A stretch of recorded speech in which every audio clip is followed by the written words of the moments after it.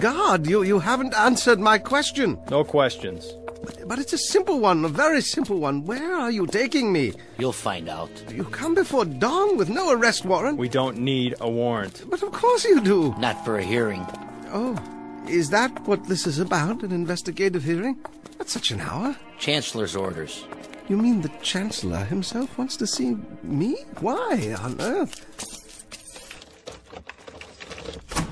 Inside. Is this the Chancellor's office? Inside.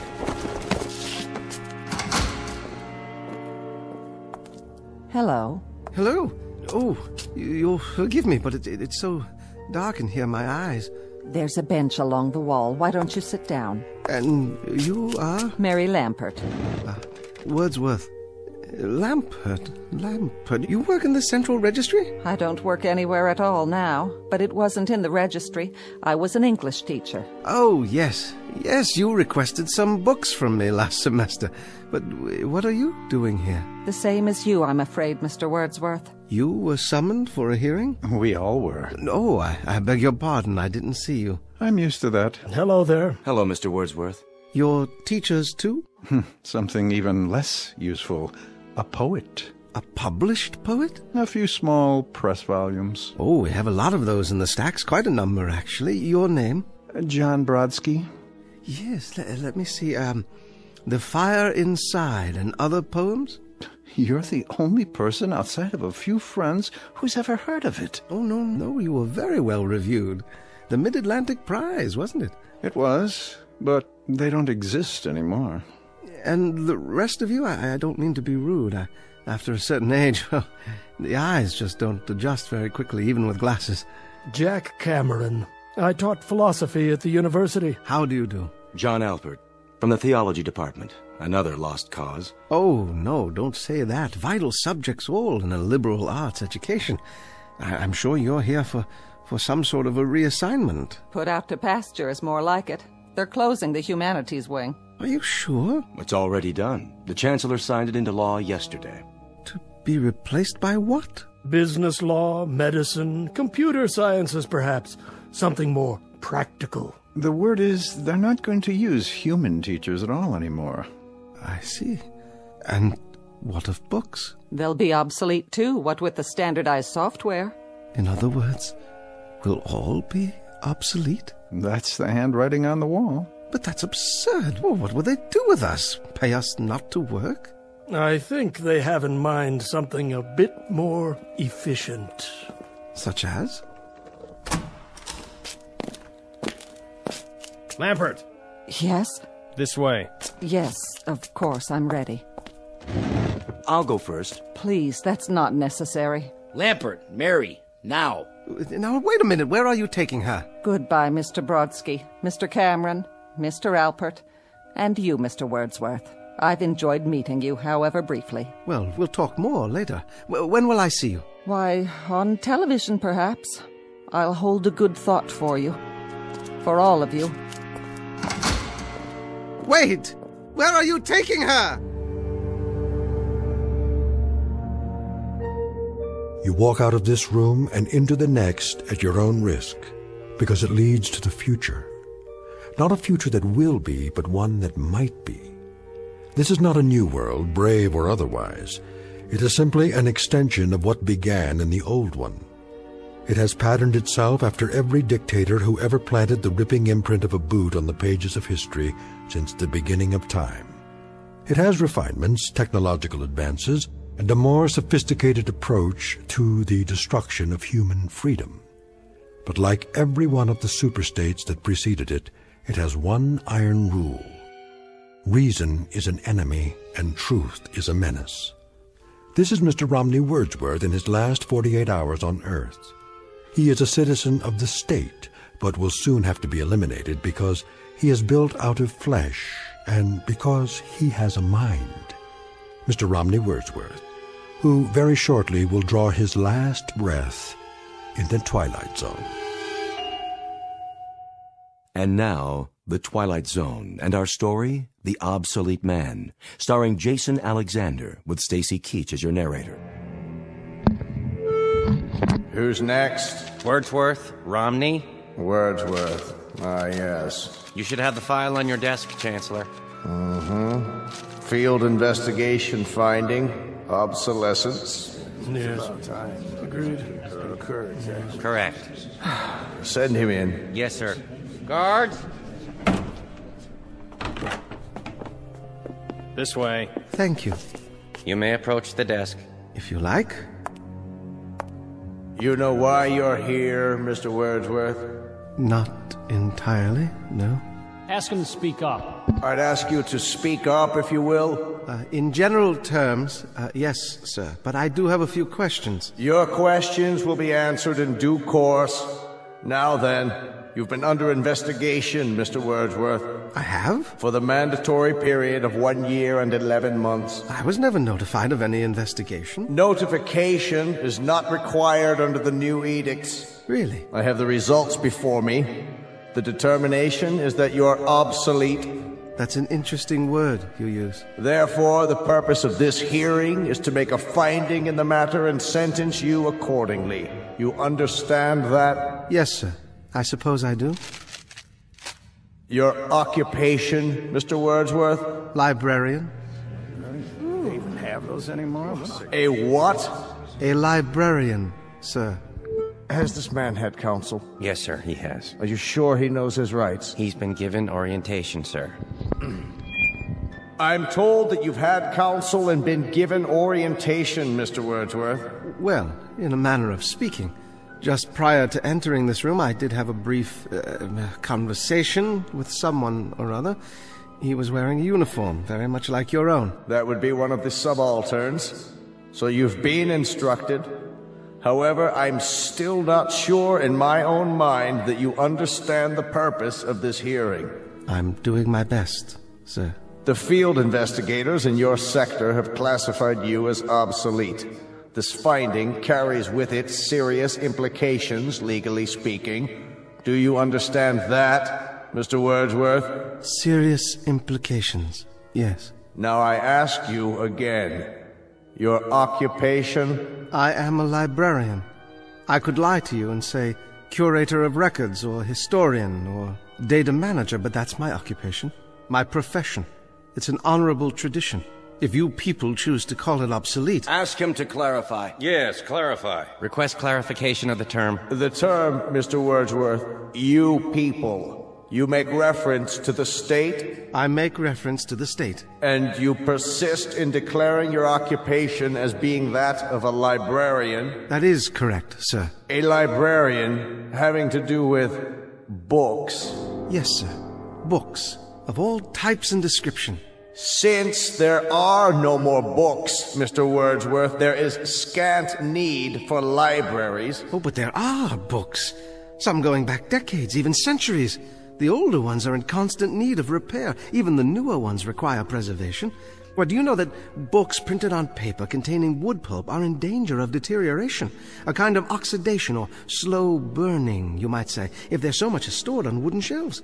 Not to mention the effects of light and moisture. Please, Mr. Wordsworth. No, the only safe method is to keep them in metal cabinets, in absolute darkness, if possible, in a temperature-controlled environment. Of course, rag or hemp paper doesn't deteriorate at the same rate. That's why some ancient volumes are unyellowed and still quite usable. What sort of books are you talking about? Oh, anything printed before the 19th century. The older, the better. The Gutenberg Bible is a famous example. To close the subject, with no further need of libraries, it follows that there is little call for the services of a librarian. Now, I must ask for clarification. Did you say no further need? Case in point, a priest or minister, he would claim that his function is preaching the word of God. But of course, since the state has proven that there is no God, that would make the function of such a person somewhat academic as well. Academic? Meaning theoretical, without practical function. But there is a God. You're in error, Mr. Wordsworth. There is no God. You know that? The state has established it. Established it? How? By scientific proof, or the lack thereof. You cannot erase God with an edict. This is not a debate. It's not a matter of laws and proclamations. You are obsolete, Mr. Wordsworth. A lie. No man is obsolete. You have no function. You are an anachronism, a ghost from another time. I'm nothing more than a reminder to you that the state can't destroy words and the concepts they represent by burning pages. You're a bug, Mr. Wordsworth, a crawling insect, a bookworm, an ugly, misshapen little creature that has no purpose here, no meaning. I am a human being, as are you. A human being? Is that what you lay claim to? You're a librarian, Mr. Wordsworth. You're a dealer in books that no one reads, and 2-cent fines and pamphlets, and closed stacks in the musty insides of a language factory that spews out meaningless words on an obscure assembly line called the printing press, whose time has long passed. Words, Mr. Wordsworth, that have no substance and no dimension. Like air, like the wind, like a vacuum that you make believe has an existence by scribbling index numbers on little cards. I don't care what you say. Don't approach the bench until you're told to. And I tell you I don't care. I'm a human being. I exist. And if I speak one thought aloud or in writing, that thought lives even after I'm shoveled into a grave. This I know beyond the shadow of a doubt. Delusions, Mr. Wordsworth. Delusions that you inject into your veins using a needle filled with printer's ink. The narcotic you call literature, the Bible, poetry, essays, all of it, just an opiate to make you think you have strength when you have no strength at all. You're unfit. You have nothing but spindly limbs and a dream, and the state has no use for your kind. You waste our time, Mr. Wordsworth, and you're not worth the waste. Let's end this. Now then. You've made your point. Instruct him. Romney Wordsworth, you will return to detention. Is that where I was? What a polite euphemism. Cell is more like it. To await the finding of this board. Very well. This way. One more question. What happened to Miss Lampert? Who? The school teacher. Her case has been decided. The result will be on this evening's telecast. I'm sure it will be, but I'm asking you, what was your decision? Take him away. Heretic. Obsolete. No function. No function at all.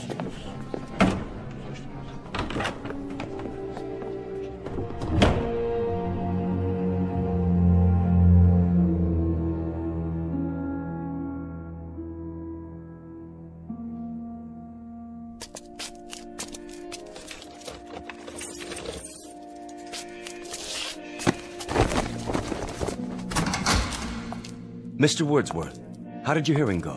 Well, I'm not honestly sure, but I have a pretty good idea. At least it hasn't been decided yet. Oh, no, not yet, but I don't think it will take them very long. Ambiguity, the devil's playground, and my stock in trade. Miss Lampert hasn't come back yet. That means her case has already been decided. That's what they said. Where would they take her in that case? Back to her living quarters, I imagine, to await the carrying out of the sentence. As for myself, I'd rather carry it out alone. Not thinking about hemlock, are you? Don't tell me you are. That's not what they use nowadays. Too hard to measure the dosage. Get me a bottle of good scotch. I'd like to go out on a bender. Just give me a pen and paper. But they'd only burn it. Not if it's televised. I can recite to the camera. A public reading at last. Some of it has to get through before they cut off the sound. They can't cut it off. It's an official edict. The equivalent of the condemned man's last words. No matter what those words are? Oh, they'll denounce the statement as soon as it hits the airwaves. But until then, for one shining, glorious moment, I'll have an audience. And someone somewhere may hear my words and understand. Gentlemen, you're dooming yourselves. As if you believe in the superiority of the system, in its right to exist at all. But it does, with or without moral justification. Do not go gentle into that good night. Dylan Thomas? But rage. Rage against the dying of the light. We can rage all we like, No one's going to hear it. No? Think about it. What are you driving at? I wonder if they've reached a decision yet.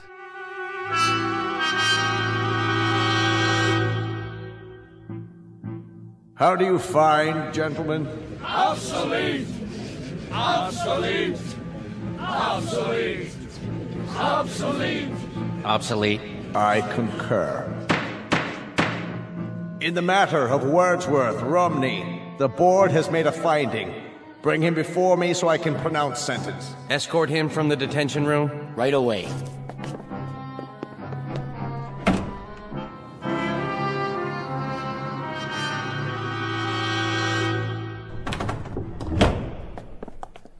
Approach the desk, Citizen Wordsworth. Yes, sir? In the matter of your finding, the board declares you obsolete. Mm-hmm. Your rights are as follows. A comment, Chancellor. The lights, it's my eyes. Can some of the lights be directed at the desk so that I can see who I'm addressing? Your rights are as follows, Mr. Wordsworth. You are to be liquidated within a period of 48 hours. They still use that word? Liquidated? But you have an option as to method and precise time. Could you be more specific? There are several prescribed methods, Mr. Wordsworth, including pills, gas, electrocution, lethal injection.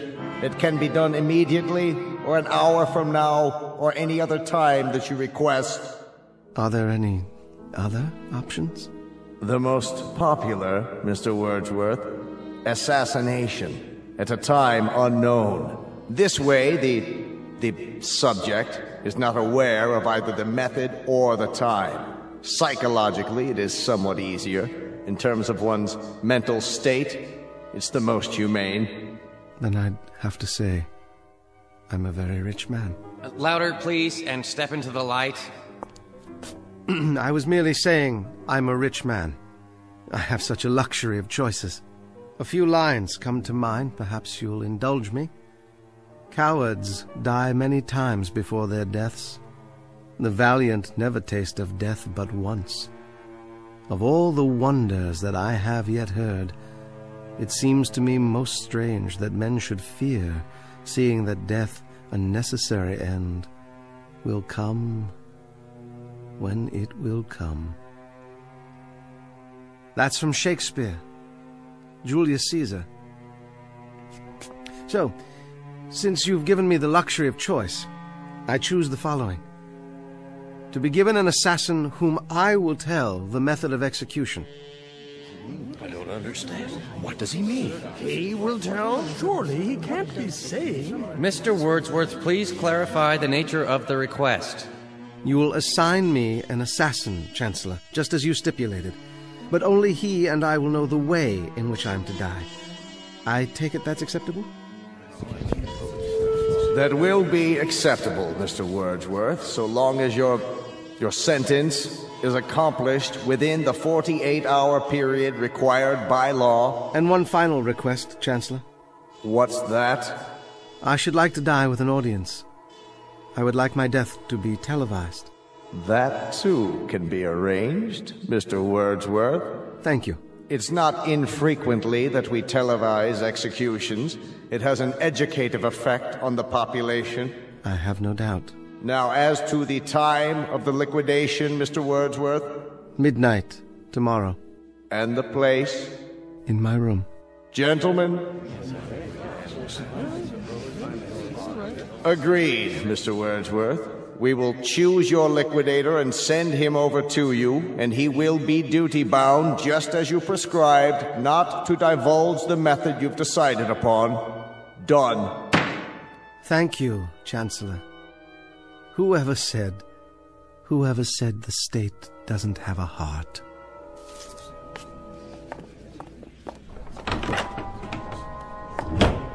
An odd one. Yes, indeed. And with some very bizarre requests. Bizarre, but to our advantage. He wants his death televised? All right, we'll oblige him. By midnight tomorrow, he'll be crawling up the walls with fear. And we'll televise every moment of it. His horror, his fright. and I dare say his belly-crawling supplications for mercy. What an example. We'll televise it, gentlemen, all over the country. We'll show the people. We'll show them how this obsolete man, this librarian, dies.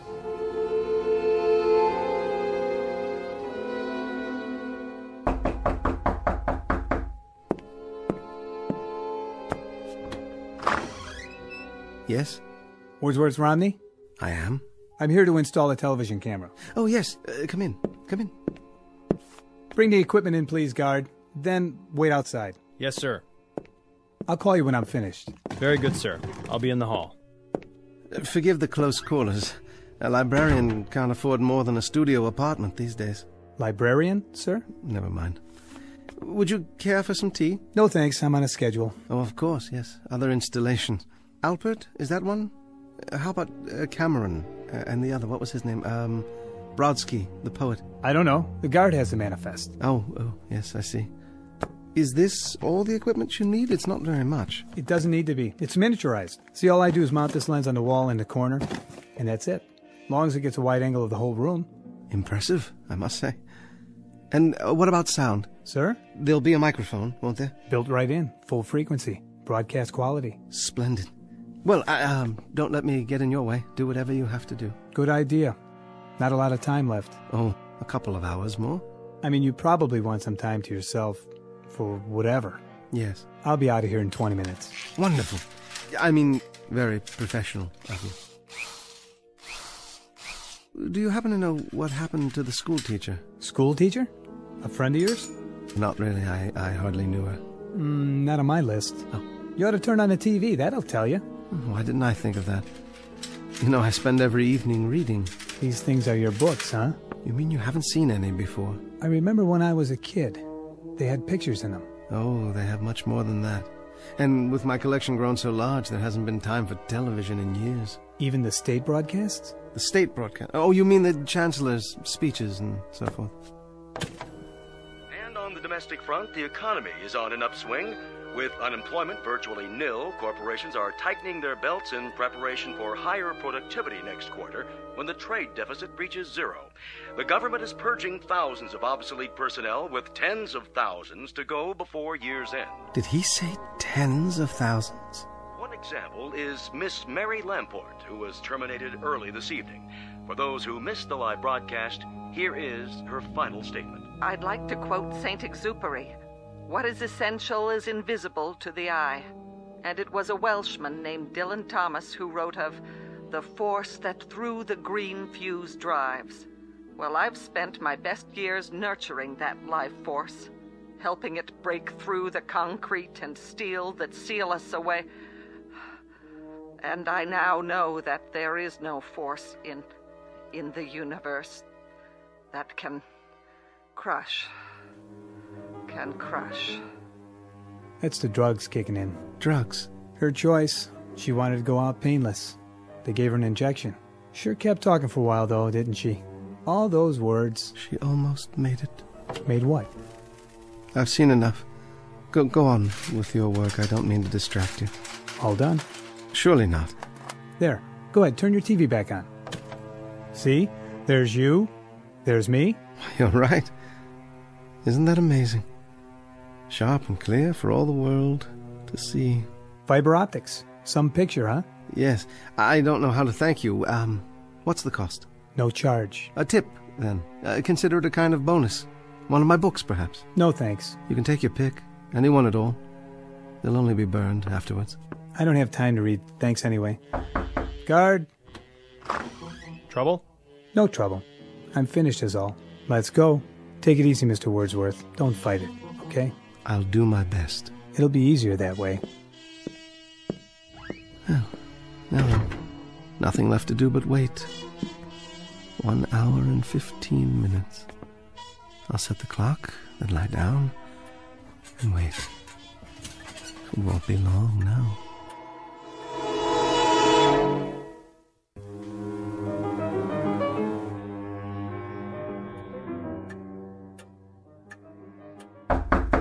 Mr. Wordsworth?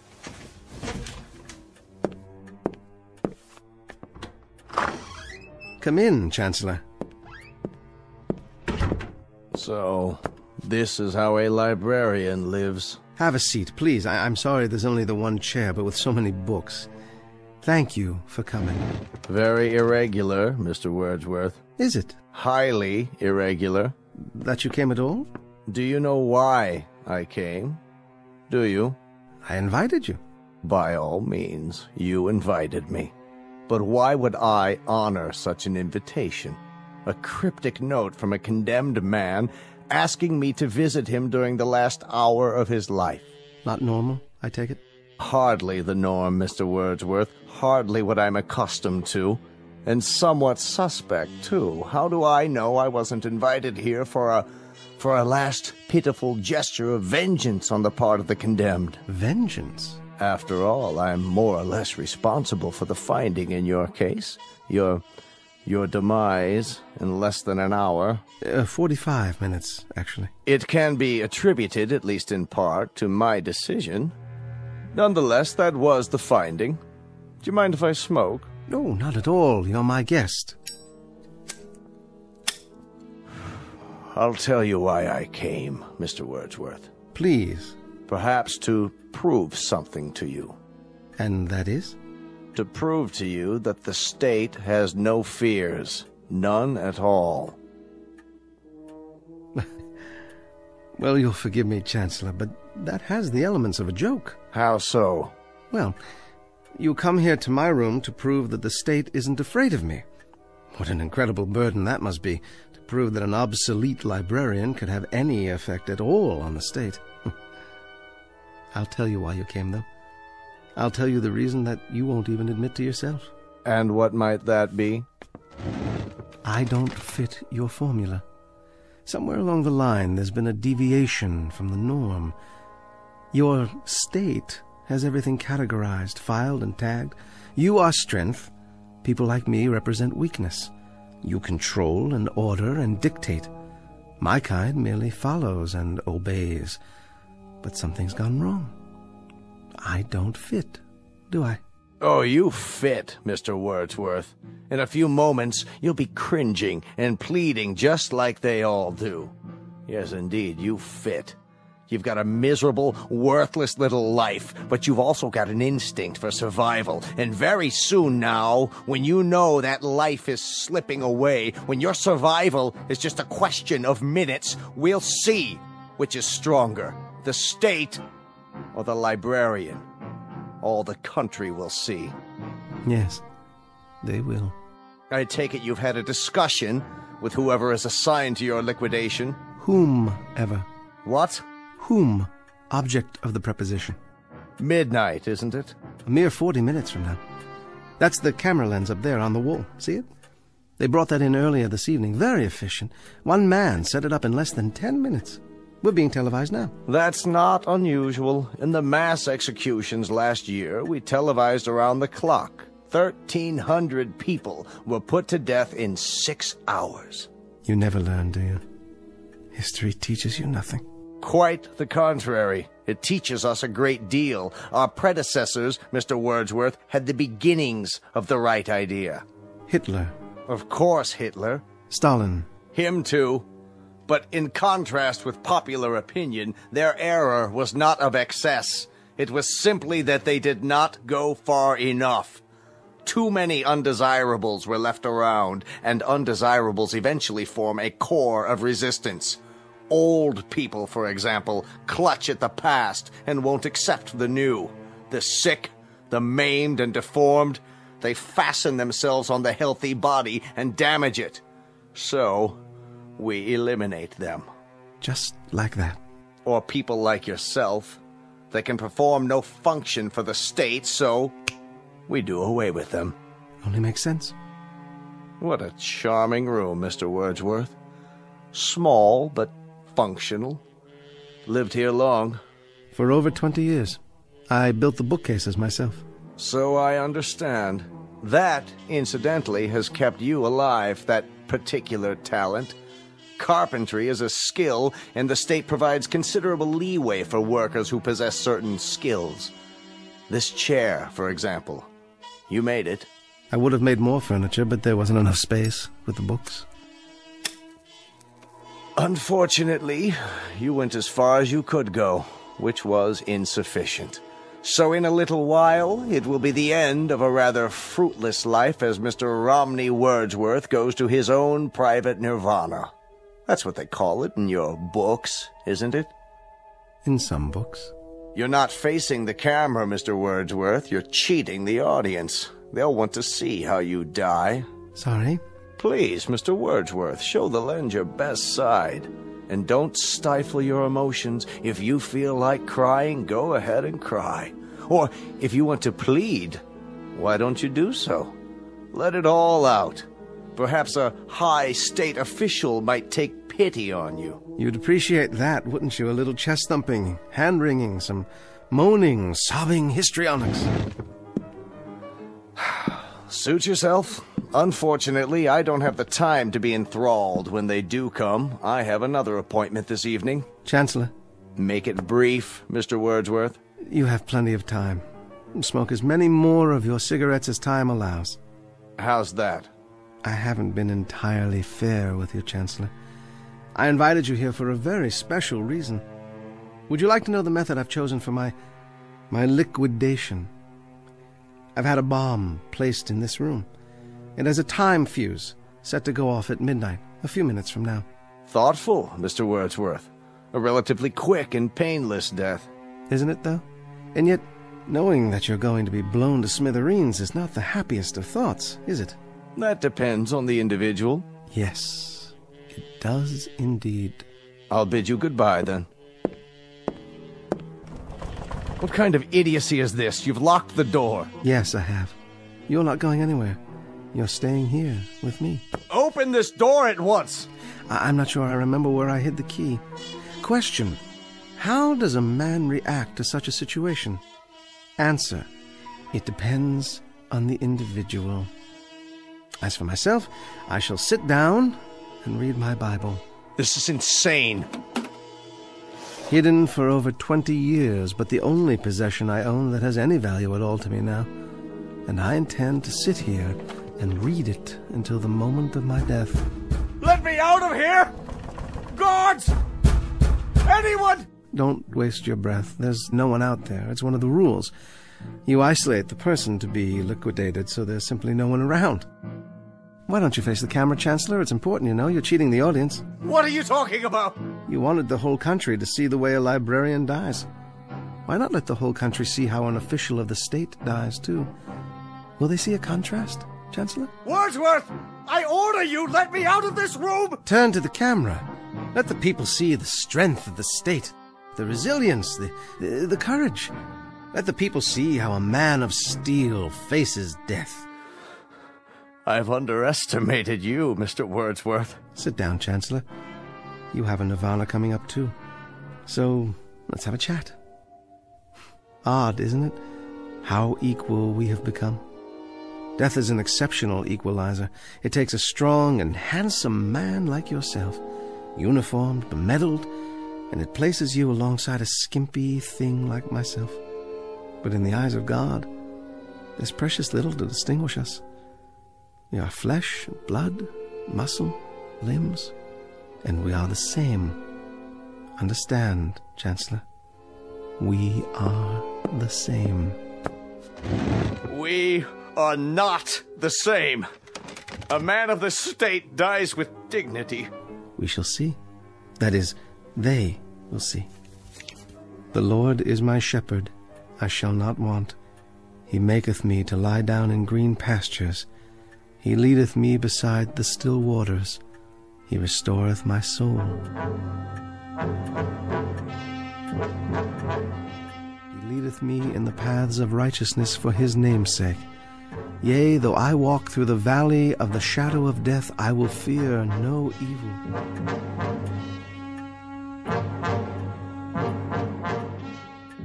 Thou art with me. Thy rod and thy staff, they comfort me. Thou preparest a table for me in the presence of mine enemies. Thou anointest my head with oil. My cup runneth over. Surely goodness and mercy shall follow me all the days of my life, and I will dwell in the house of the Lord forever. Please! Please! There's only 1 minute left! Let me out! In the name of God, let me out! Yes, Chancellor. In the name of God, I will let you out. Here's the key.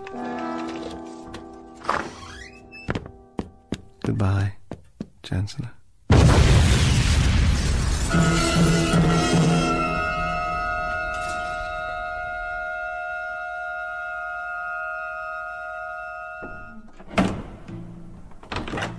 This way. Take your hands off of me. What is the meaning of this? You may approach. I don't understand what's going on. You all know me? No further. Stand where you are. There's been a misunderstanding. I've served the state for years. In fact, I'm the one who created the current edicts and passed them into law. I am the new Chancellor. You have been removed from office. But why? The field investigators have declared you obsolete. You have disgraced the state. You have proven yourself a coward. You therefore have no function. I must protest. Let me speak. Return the prisoner to the detention room while we determine his sentence. The finding of this hearing is that he is obsolete. No! Wait! Hear me out! Obsolete! Obsolete! No! No, wait! Please! No! Obsolete! No! Obsolete! No! Obsolete! No! No! No! Obsolete! Obsolete! Obsolete! Obsolete!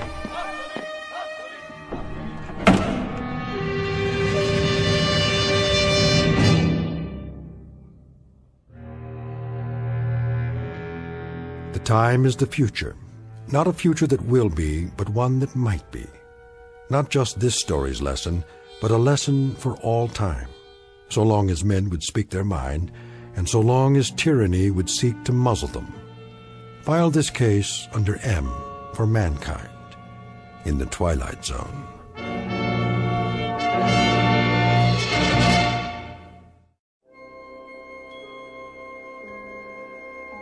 Hi, this is Carl Amari, producer of the Twilight Zone radio dramas.